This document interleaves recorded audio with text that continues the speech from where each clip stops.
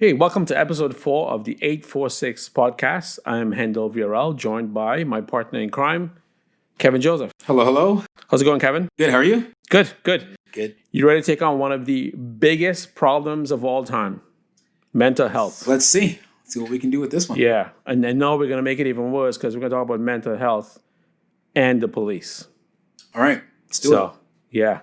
You know, a mental health conversation in Canada has got to begin by talking about the incredible work of organizations like Bell, with the Bell Let's Talk movement. Yep. I say movement because it's now become a part of the landscape. We know it's in January. It's happening every year. And more people are speaking out and sharing their experiences, sharing their struggles with mental health. We've had athletes, we've had executives, everyone just sort of weighing in. And that really does help. Because when you're out there and struggling, you might think it's just you. Mm-hmm. You're on your own. You're in this dark place. And now you suddenly find out that some of your heroes are also dealing with these struggles while having to go out there and perform at the highest level.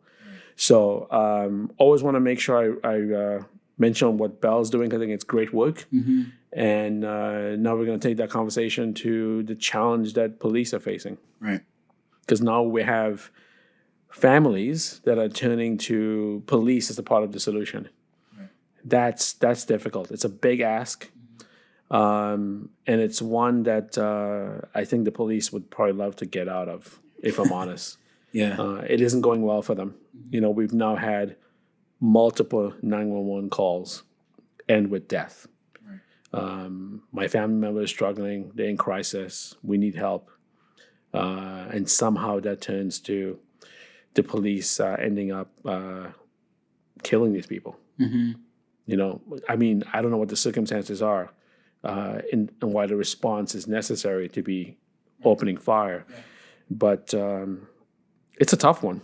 I feel for police on this one, but of course I feel for the families because it's not what you expect when you say, help me. I think it starts with the fact that it's always been for us to call 911. You need help with something, you call 911, and you typically call police. Yeah. And largely, they're there to respond, but their mental health is not a crime. And police are trained to respond to criminal activity. Yeah, they train to do other things. Yeah. But their job, 99% of the time, is to respond to more criminal emergencies. Right? Or things where people are severely injured or under attack or something like that. And so that's their mentality. And again, I'm not saying that every cop is thinks only one way. Yeah. But it's no different. Let's take, for example, a firefighter, just for a quick second. You have a fire, you call a firefighter. Because their job, although they can do medicals, their job is to fight fires. These guys are actually some of the best at the medical response, which is incredible. Which is a whole other conversation. Yeah. And so we got to remember that we're calling police officers as sort of the first primary choice. And maybe that's part of the conversation is how do we change that so that it's not the first? I know we were talking earlier, and I guess we're sort of talking today a little bit about Ejaz Choudry in Mississauga. Yeah.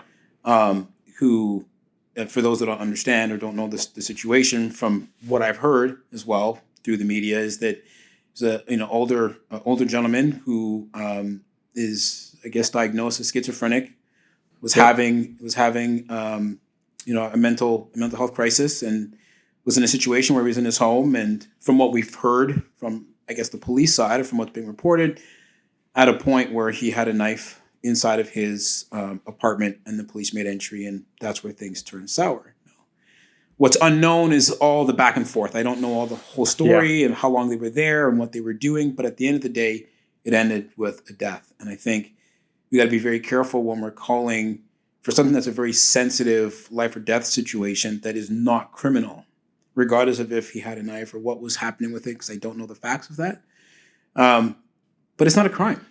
And so how do we get help for people that need help urgently, but it's not criminal?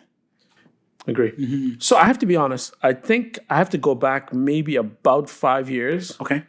Prior to that, I never thought of 911 as a source of my family members having an episode. But about 5 years ago, I remember there was a young man that was having an episode, and they called 911, and it went south. And I'm just thinking, that seemed to set off a trend of people calling 911 to get help when their family member's in crisis.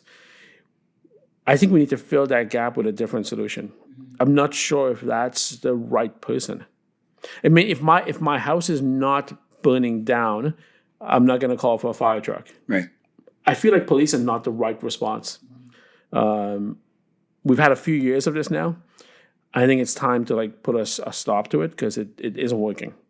They might not be the best person for us to be reaching out to because someone's in crisis. The one thing I'll say, and I can speak to this personally, because there's a member of my family, I won't say immediate family, but a member of my family who suffers with some sort of mental health issues. Nothing severe, but has had opportunities and situations where they felt like living wasn't an option anymore. We'll put it that way. And to the point where it's caused a lot of concern for family members, and you start having this debate about, in this situation, do we call the police? Do we get them some help? Is it medication? Do we get them to CAMH or to some of these other places? Yep.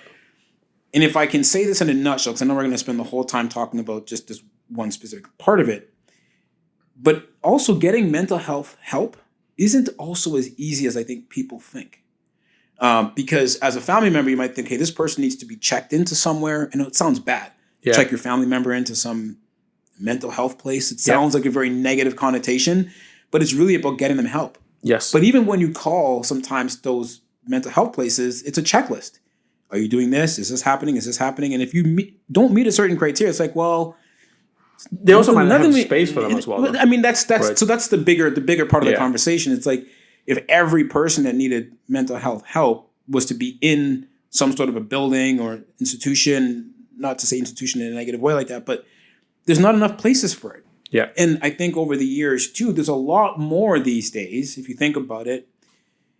I would say 10 years ago, and maybe it's just my own knowledge, but 10 years ago, 15 years ago, there were things today that we categorize within the realm of mental health that we weren't before. Yeah. So just the term mental health has also grown. So probably the amount of calls that police are getting to deal with these types of issues are growing. And if I've called them for this type of an issue before, well, I'm going to call them for this type of issue now. But it may be a different response that we need. You know what I'm saying? Yeah. No, I don't know the answer to this question, but I'm going to ask it once we get off the air. Yeah. Which is, I wonder when that call goes in to the communication center, do they send specific types of officers, or is it just like, I need a car in the area of Yonge and Bloor, right? I really would love to know what happens in that scenario. Or do they automatically say, person in crisis, what's the weapon? He's got a gun. Okay, we need everybody there. Right. He doesn't have a gun. He has no weapon. He's just by himself.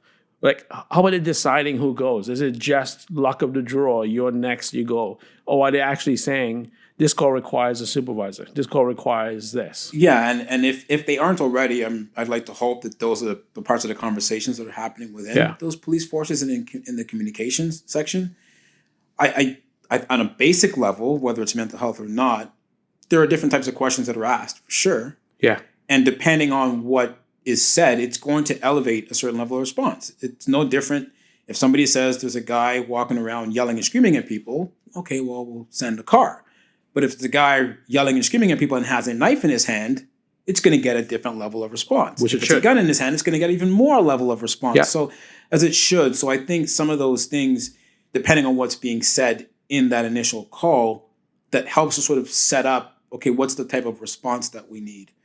And not that you should, I mean, if someone is having a mental health crisis and they have a weapon of some kind, whether they plan to use it on themselves, they plan to use it on somebody else, or they just have it for the sake of having it, the fact that a weapon gets reported, you know is going to bring a certain level of response. And it's going to be to stop that potential threat from becoming a bigger threat.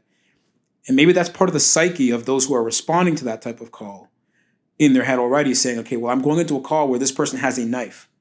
Your back is already up. Yeah. What is this person going to do? Is it, that they're going to fight with us? Is it that they're not? And it's a really tricky thing, but you're right. I think it's something to look into to figure out what does that look like? Because I don't want to speak unfairly about, what's happening in police communications if I don't have my facts straight. So So you're I'm right. going to Yeah. ask about it after this, but I don't know the answer. Now, after Mr. Choudry was killed, there's been protests in the streets. Residents in that neighborhood have come out, blocked some intersections, put a spotlight on the issue.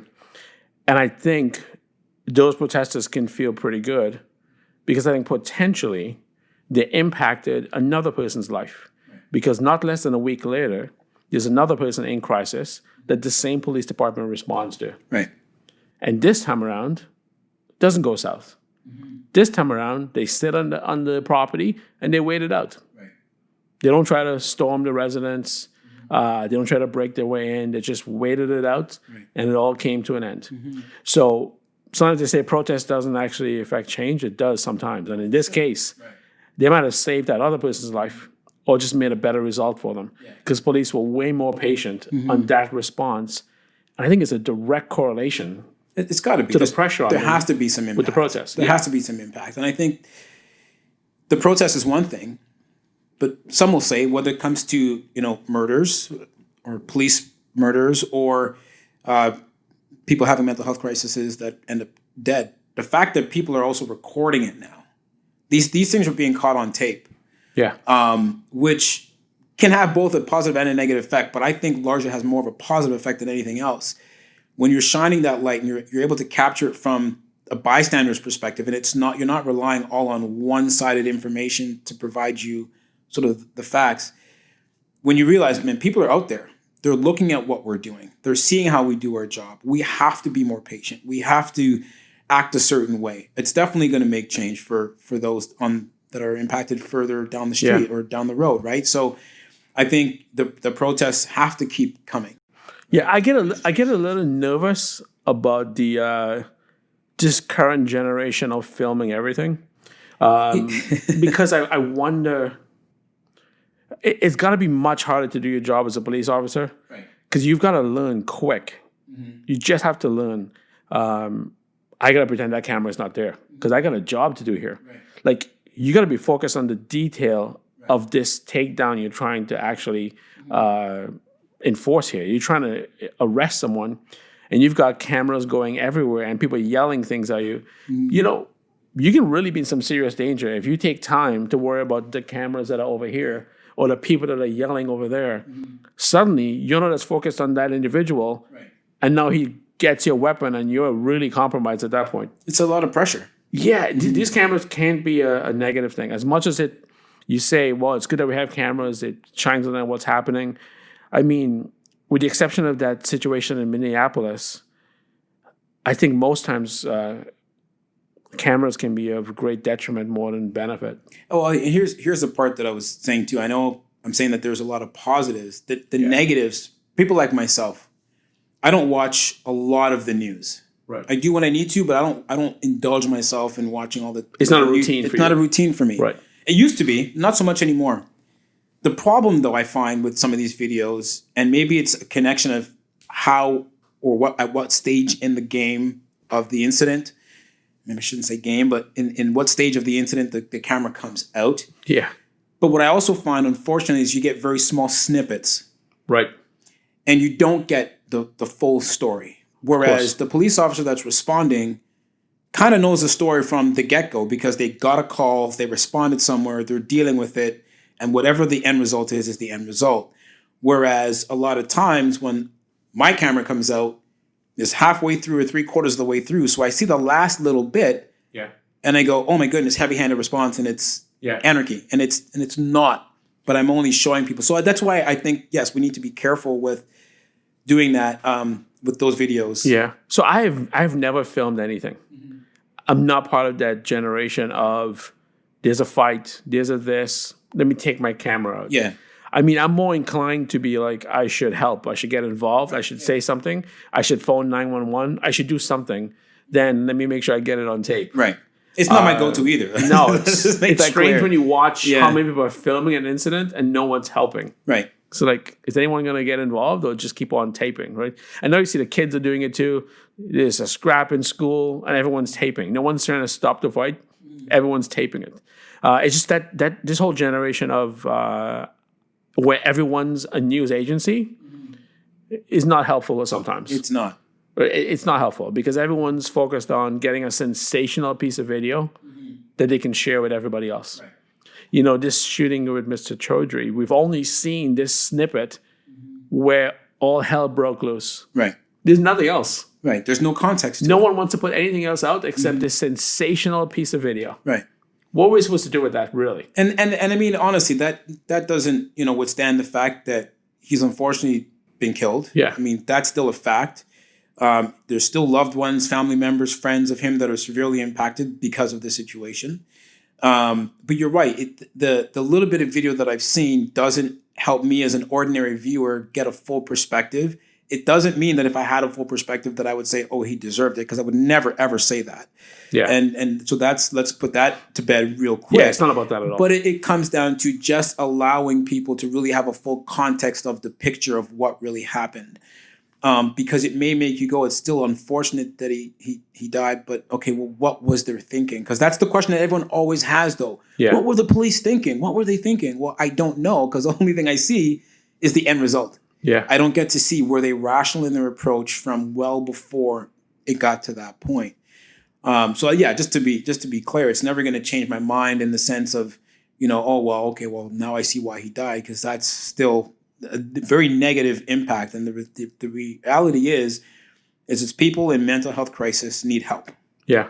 And whether we see a full video, a short video, it always is going to circle. And whether the cop's doing his job the right way or not doing the job the right way, at the end of the day, we're left with the aftermath, which is him and being killed. Yeah. And looking at, well, how do we kind of change that narrative so that there isn't so much police interaction in some of these hostile situations? I think somebody with a weapon who has the potential to harm somebody, I think you need police in the area for sure. Because if things go sideways, you may need to respond, but it's that initial contact. It's that initial trying to calm people down, trying to help them get on the road to recovery, is seeing somebody in a uniform who, unfortunately, a lot of people see as a threat. Yeah. Yeah, they're there to serve and protect. We get that. But in a lot of circles, that uniform, that presence, a person with a weapon is also seen as a threat to others, right? So I think I still want, I'm evolving on this. I'm not firm on this yet. I'm still, Right. My thought process is still kind of figuring out where this goes. I think in a perfect world, I want a police response when someone has any weapon, even if they're in crisis. Right. However, I think it's kind of like when you have a hostage situation, an expert comes in and is going to talk to that person. I want an expert that shows up on the scene, Right. maybe not in a uniform, in civilian clothing, Right. who is fully trained. They can, as much as take out a criminal, as they can soothe someone and calm them down and have a conversation. I think I want to see that person responding with backup, and they're the one that has to decide where this goes. What would be interesting to know is how many people like that on a police force actually exist. For example, I think there might be none. Well, I think there are some, but it's very minimal. So, for example, if you think about the amount of police officers you see, how many of them are actually bomb technicians? Right. One in probably, I don't know, I'm making up a number, 1 in 500 or 1 in 200. Well, yeah, it's a whole team. It's a separate very unit. specialized unit, Yeah. right? Drugs, it's a very specialized unit, right? Hostage situation, very specialized unit. So just like the task force, not every police officer is trained to be on the task force. So it comes down to, and when they're all deployed, how many of them are driving around on every shift? And how many calls, and these are the things that I like to try to dig into, is at any one moment in time, how many calls for someone in mental health crisis is ongoing, say right now, this minute that we're taping. Yeah. There could be 50 calls out right now for all people who have mental health. Now, if you've only got 2 people who are specifically trained in hostage or in high stress situations, you're waiting. You know what I mean? You're waiting until that guy's freed up. Yeah. So it's no different than like the emergency task force. There's not 5-6 different units driving around the streets waiting for one of these things to happen. But let's agree on one thing, though. What we have now doesn't work. You can't have a scenario where police are responding to a 911 call, person in distress, has a weapon, and then you're going in with heavy equipment and guns and yelling. How are you going to ever bring that person in? That doesn't make any sense. Yeah. Like, any layman can look at that and say that doesn't make sense. This is a 911 call for a person in distress. Right. How is yelling going to help? And how is showing up with big guns going to help? It's not going to help. No. You're not de-escalating. You're escalating the situation at that point. Yeah. You know, we had the kid on the streetcar, Sammy YATIM. He had a knife. The kid is in distress. He didn't take anyone on the streetcar hostage. No one. Right. He didn't actually really fight anyone on the streetcar either. They all were able to get off, including the driver, leaving him alone on the streetcar. Yeah. Why is he dead? Yeah. That's a. Why is he dead?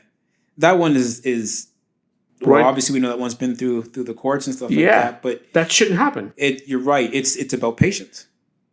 The person, if they're in a contained area, they're not going anywhere. You really have the whole place surrounded. If it would be, he's a danger to himself. He's a danger to himself. Short of him attempting to come off the streetcar and go after an officer or something like that, we're talking a little bit of a different circumstance. But if you're on the streetcar by yourself, not appearing to pose a danger to anybody except yourself, which at the same time we have to recognize you don't want him to hurt himself either. But that's a whole other conversation. Yeah. Why do you need to be going in that heavy? Why does he need to be shot? Why does he need to be tased?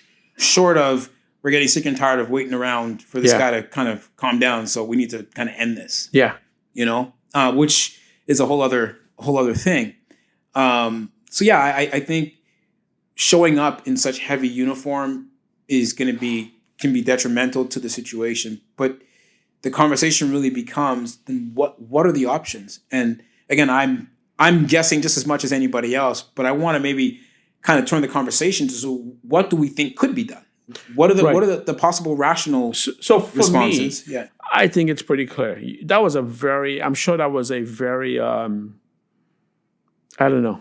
Let's say that's like a 10-bell call when you hear there's a guy in a streetcar just outside downtown Toronto with a knife and there's passengers on there.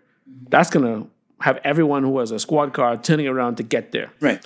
But once they get there and they're faced with, okay, everyone's off the streetcar, it's just him and us.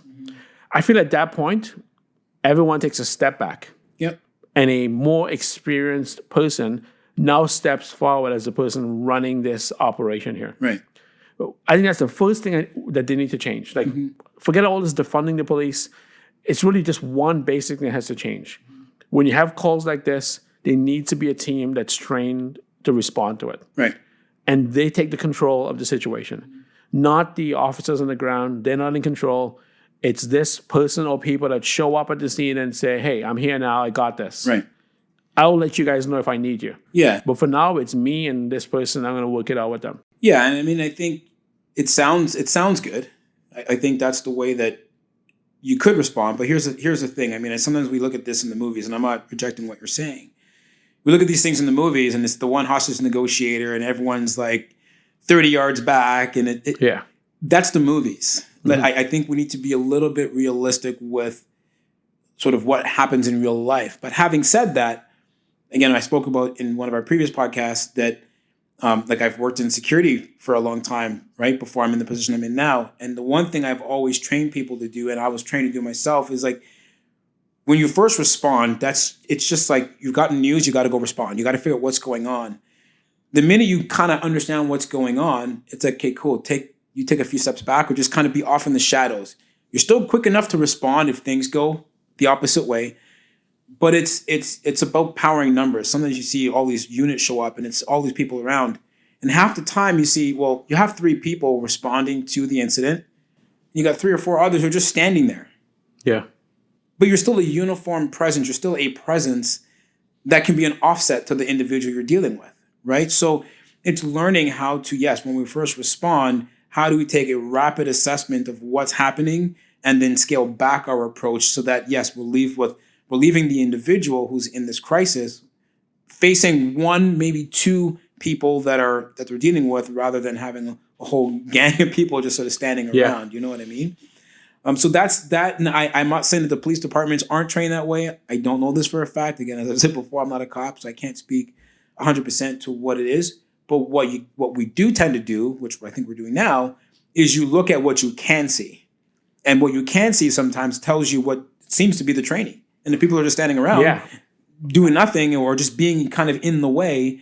We looked at the last case. You got 10 officers dealing with a person in an apartment.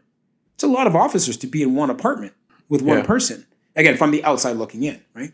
Yeah. I mean, all I'm calling for is specialized people to respond. I'm going to go on a limb and say that I believe that doesn't exist right now. Okay. I think it's just whoever is up next is responding, who's closest to the scene. Okay, I'll go there. Right. That can't be the right thing to do. I mean, they can still go there because they're closest. Right. But they're not the right people to go in and handle this. Like, I just don't see. We need police to be highly trained. I just don't see a police officer responding to Walmart calling them and saying, "Hey, we have a shoplifter. Can you send somebody?" That can't be the same guy that's responding to a wellness check or some major bank heist with heavy weapons. Right. That can't be the same person. That has to be three different people. Right. But unfortunately, it just can't be that's the same what it person, is right now. Right. I think generally speaking, it is that. It's a call comes in, depending on what it is, you're going to get the same constable or sergeant or whoever it is that's going to respond to that call. Well, that's pretty unfair to that guy, because that guy, if that guy's never even unholstered his weapon once before, because all he's dealing with is Walmart and who else is getting stuff stolen, he's not ready to deal with this. Right. He isn't. Yeah. Right.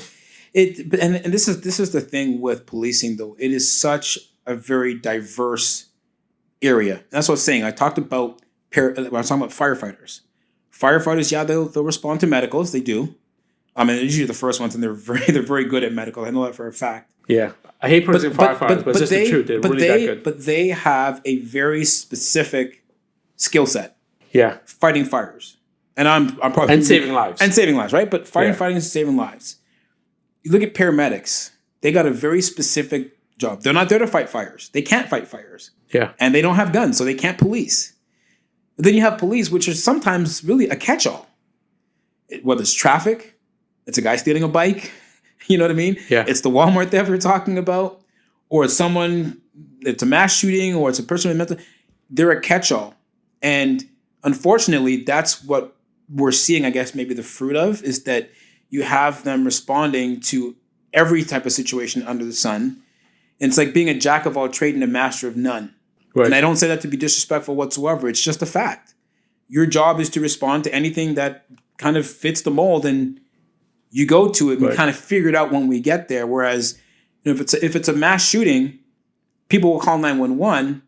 You're typically going to have paramedics and firefighters are going to respond, but they're not the primary responder in that case. It's the police. Yeah. So it's a little bit different for the police. They're fortunately and unfortunately having to respond to everything under the sun. And even if it's a medical, they get called. Yeah. But that's where you have paramedics and firefighters too that can respond. But they're the ones who goes to everything and not to none. Whereas paramedics go, okay, well, if it's not a medical emergency, you don't need me. You see what I'm saying? Yeah. So that's the tricky thing. And how do we change that? That's as good as anybody's guess as far as I'm concerned. Yeah, well, I think we definitely need to start with having a specialized team that responds to this. I'd like it to actually stay police now that I've had more time to think about it. Right. I think it still is a police call. Just police that are specifically trained to handle these really difficult situations. Right.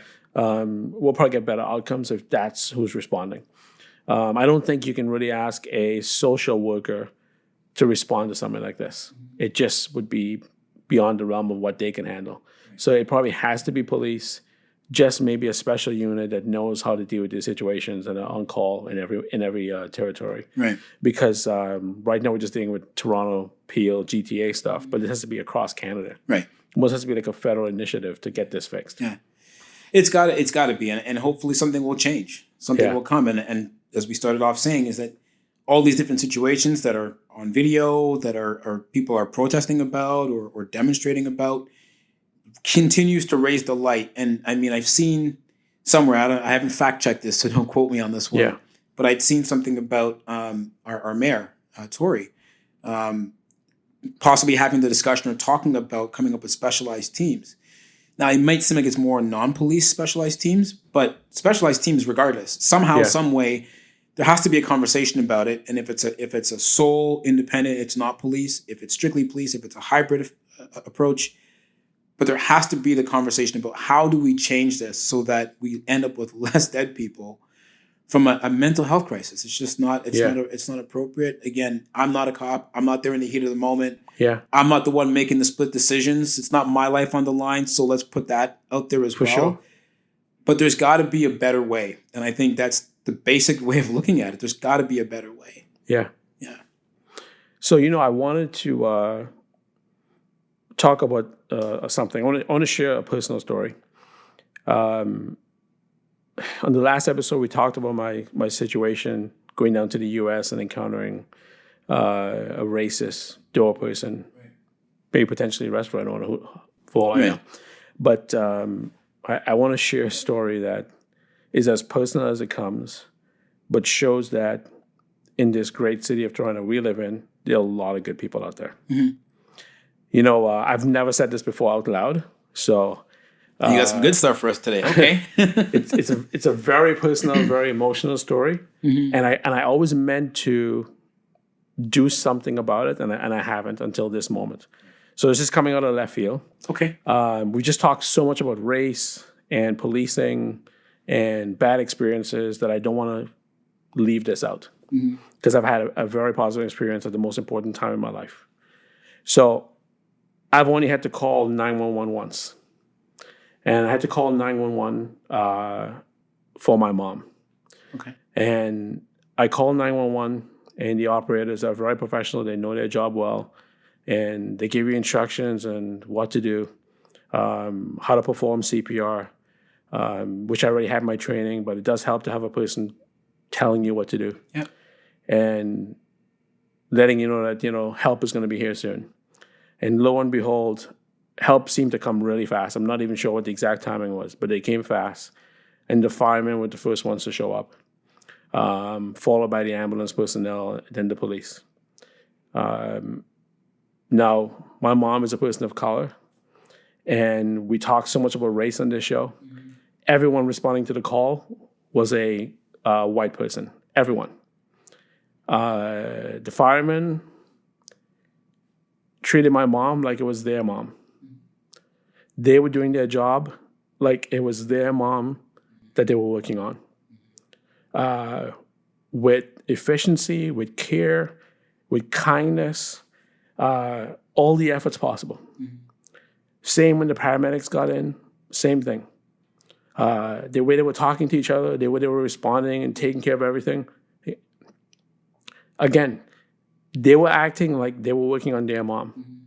It didn't seem like what I have seen in my life. I've worked in stadiums. I've seen the response of medical teams.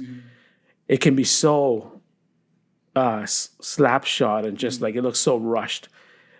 These guys and girls were some of the most professional we've ever seen. They were concerned for me. They were concerned for my mom. They did everything they possibly could. And then the last guys on the scene, the police, equally as helpful in trying to make sure that I was going to get through this. Right. So I know this might seem like we talk a lot about race and police and all this stuff that's happening, but we're talking about, for me, we're talking about other people's experiences. Right. I've had some great experiences with police in Toronto. None greater than that. To see these men and women do the best they can as if it were their family member speaks volumes for the kind of professionals that we have in Toronto. So I never want this podcast to become just random attacks on police because something happens, which I think we've proven to people with the Rashard Brooks shooting that we both called justified. Right. I mean, we have to look at each case one by one. There are a lot of good people out there doing great things in the city that don't see color, that don't see anything. They just know they have a responsibility and a job to do, and they do it. So those men and women that night couldn't have been any better. They did everything they could possibly do, and I'm so grateful for it. And also just the way they did their job. Right. Couldn't be any better. Yeah. So it's one of those moments in your life when you stop and you think, I'm really glad that I live here. Right. In Toronto, in Canada. And I'm really grateful for those men and women that have to respond to so many of these calls every day. But for some reason, they always have the ability to get up for another day of work. Right. And show up and bring that level of commitment and compassion. The compassion was unreal. Yeah. Just I don't even know what to say anymore, but what that experience was like. And for me, I'm in the moment because I'm dealing with everything. Yeah. But them recognizing that they also need to take care of me is also remarkable. Right. So I never want us to get off track and not always be truthful and unbiased and just calling it as we see it. Because the end goal, I think for this podcast, when we started, we said we only had one goal.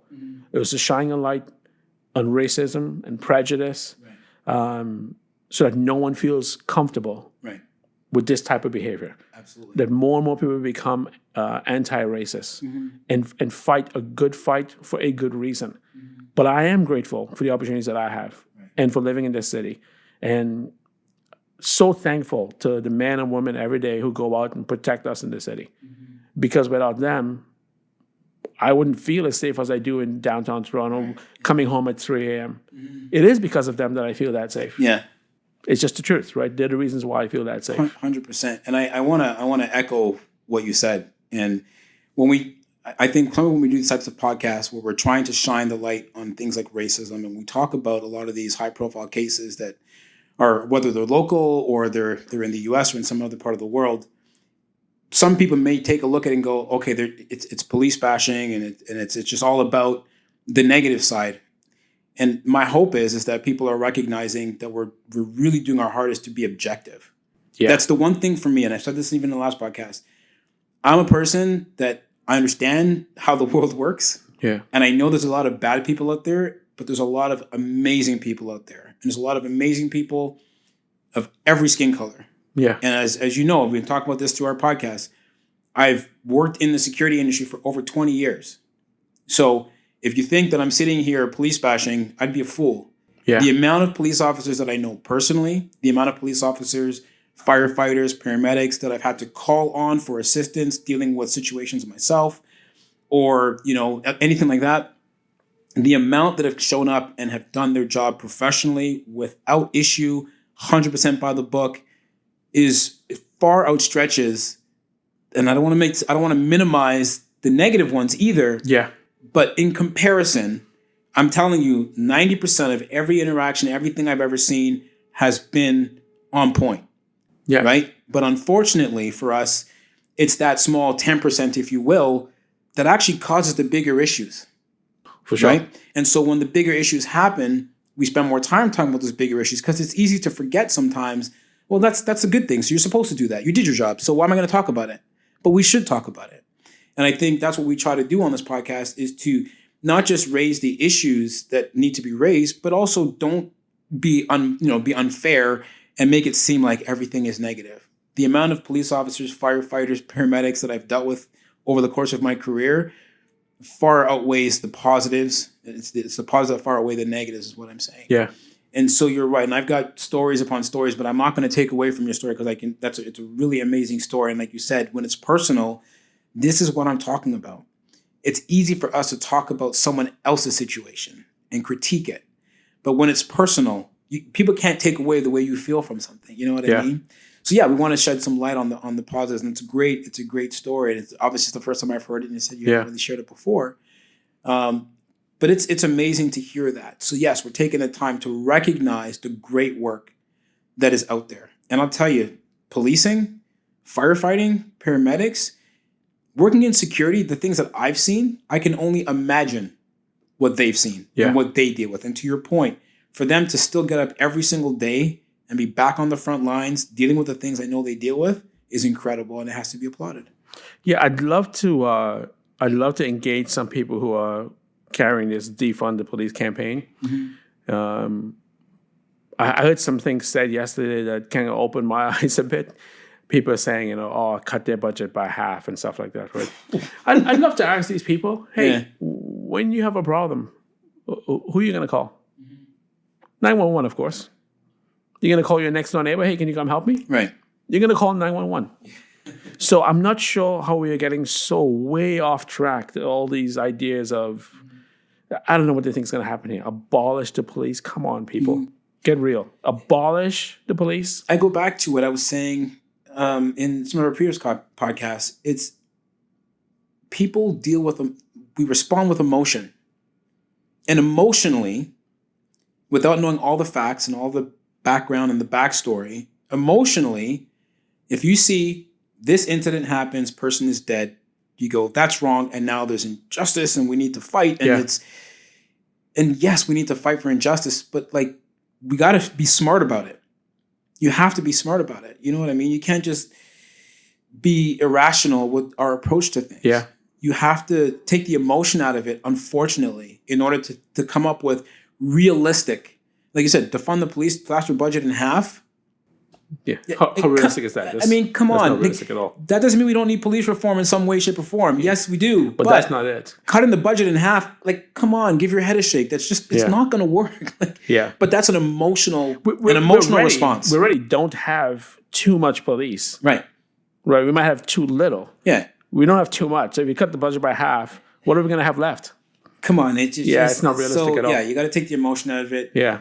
Be realistic. Find ways to redistribute funds, do things like that, find other programs you can spend the money on and all these other things. Great conversation. We'll talk about it all day. Yeah. But if you just start being emotional, saying, get rid of the police or cut it in half and get rid of them.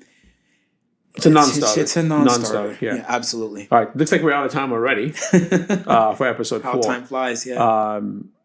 But I think I'm going to look into this question of when you call 911 and there's a person in crisis, is a specialist sent out or not? I'm going to find out the answer to that question. I'm afraid it's going to be no, but maybe I'm wrong. It's going to be yes, which will be good. Yeah. But if it's yes, then I start wondering, hey, if a specialist is going out, why is this still happening? Right. So hopefully it's no, and they're going to find people and do the right thing here. And then we'll follow up in these conversations, see where they all go, see what happens. Right? I'm going to reach out to, just before you say that, I'm going to reach out. I have a friend. I'm not going to name names because I want everyone to remain anonymous. Yeah. But I know someone quite well who actually is a 911 dispatcher. Good. Actually, I know 2 people that are 911 dispatchers. Yeah. So I'm going to see if I can engage that conversation with them. Yeah, see what that answer is. Completely off the record. I'm not naming names or anything like that. But just to get insight, because again, I believe strongly, and let's find out from the inside what really is happening, right? And how we can maybe affect change. So I'll reach out to those people. For sure. We can find out. All right, Kevin, I'll let you wrap it up. Let us know how we can get more of this conversation. As always, you got to like the videos, share it, subscribe. But more importantly, have your say in the conversation. In the comments below, we always ask you to engage us. We thrive off your comments and your feedback. So please feel free to, in the comments below, let us know how you're feeling about it. Do you think that police should be responding to these types of calls? Do you have another way that you think that these could be handled? But join us next time on the 846 podcast. And before we get there, let us know what you think about this video. Like I said, if you like it, please share it. It's important to get the conversation going by sharing this information. So until next time, we'll see you later.